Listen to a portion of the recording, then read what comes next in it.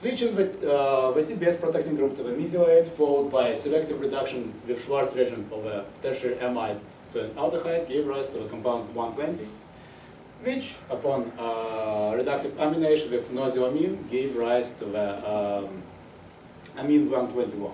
However, all attempts to involve amine 121 in a microcyclization did not proceed well.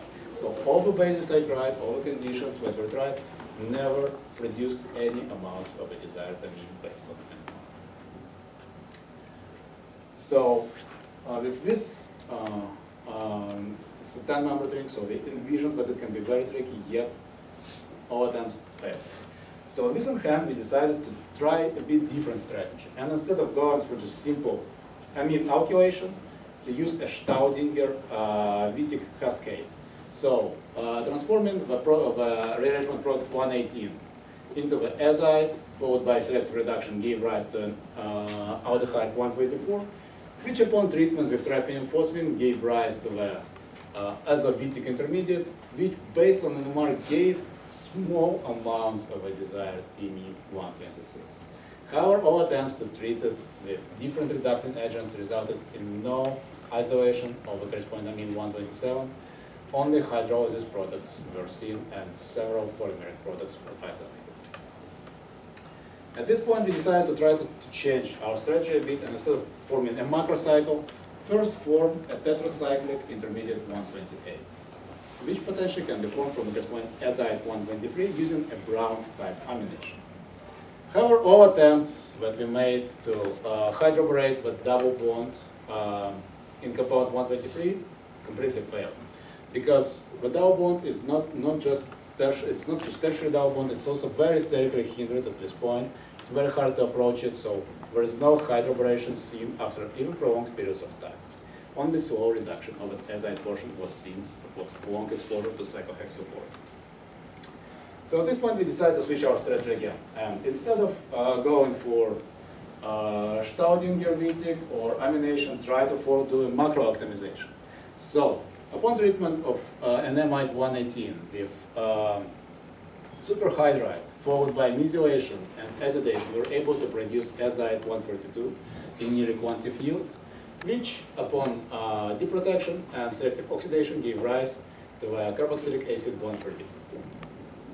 Treatment of 133 under Staudinger-Villarasa conditions, namely trimethylphosphine in presence of dipyridine diselenide, in a very dilute solution in THF at 50 degrees centigrade, gave rise to approximately 15% of the desired lactam 134.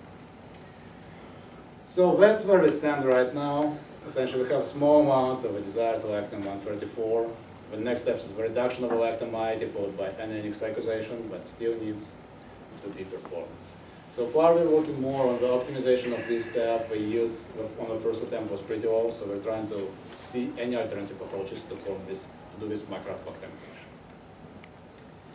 So this is still in the water. Okay, so with this in hand, I would like to summarize. Overall, over the past, I would say 4 years, we were able to develop an efficient route to access 2,2-disubstituted indolines starting from the corresponding indole alcohols utilizing the Eschen-Moser-Claisen rearrangement. We were able to utilize this methodology towards total synthesis of hindentin and synthetic efforts towards melanin. Also, we were able to synthesize no class of doubly activated 6,6 disubstituted of doubly activated dienes to access 6,6 disubstituted cyclohexanones as in a single step in a highly diester selected manner. With this said, I would like to finish my talk by expressing my sincere gratitude, first of all, to my PI, Professor Val, who over the past years not only allowed me to work in his group, not only just gave me resources, but also taught me so much. And of course, you never stop learning more. But I think I will carry this fundament for all my life.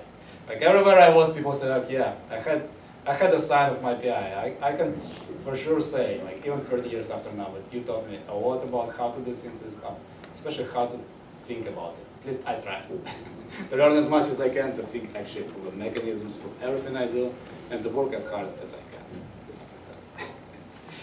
Of course, I would like to thank Professor Snyder and Professor Dong for for the honor they gave me to be on my committee, for reading my thesis, and hopefully get like some comments, and for being here just reviewing it, and of course for generous advice from Professor Snyder about career choices and for recommendations. I would like to thank all the members of our group, past and present, especially Dr. Yankovu, Mike Oramboa, Jesse Ferdinand, Julius, Bove, all the guys who I had the chance to work together. It was a really great time to work around here. This is great, we had a great time.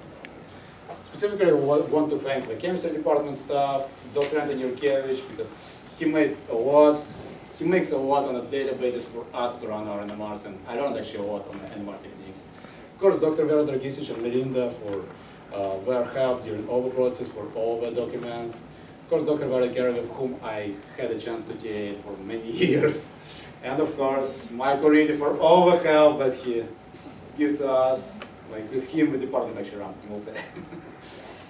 Of course, I would like to thank all my friends from the Snyder and Don groups for all their help and support over these years. I would like to thank my friends, Igor Fedin, Polina, Andrei, Valery, Vlad, all of you. You were a great company over these years. You've really made my life outside of lab a bit nicer.